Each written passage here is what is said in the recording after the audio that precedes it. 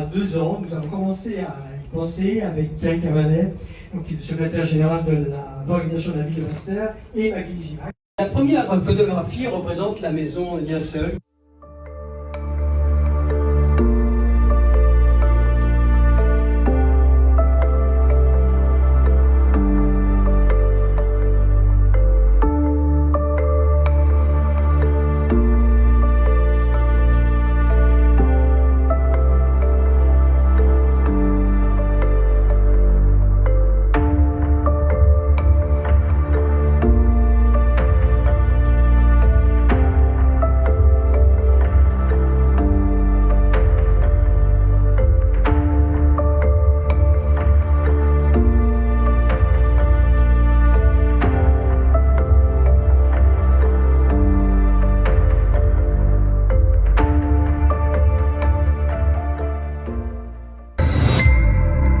Cette exposition s'était intitulée Basse-Terre sublimée, une odyssée architecturale. J'ai vraiment essayé de rendre à Basse-Terre la richesse de son architecture et de la magnifier de manière à ce que les Basse-Terriens, en se promenant dans la ville, regardent leur ville un petit peu différemment et aient un peu plus envie de lever les yeux quand ils se promènent à Basse-Terre. Parce que cette ville regorge d'un patrimoine architectural absolument remarquable. Nous avons choisi collectivement avec les mairies un certain nombre de photographies parmi celles que je leur avais proposées, et les choix ont été faits vers ces photographies-là, de manière à avoir en même temps une représentativité de la richesse architecturale et de la variété en particulier de l'architecture de Basse-Terre, à travers des monuments très emblématiques. Vous citiez la maison Huc, elle est très emblématique. La maison Lienseul, juste à côté, c'est également le cas.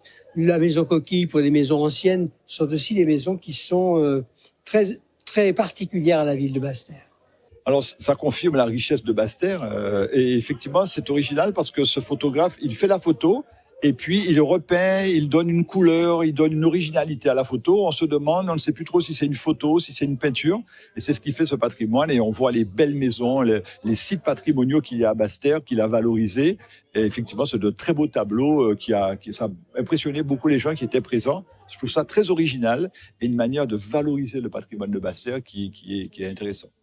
En fait, j'ai développé une approche photographique, une approche qui me permet en fait de métamorphoser le réel en prolongeant la photographie à travers un travail pictural sur les photos, en particulier sur la couleur et sur la lumière, créant ainsi des espaces visuels qui sont assez différents de la réalité. Donc la couleur prend son propre envol, elle devient matière, elle devient autonome dans ma photographie. Elle n'est pas simplement descriptive de ce que je vois.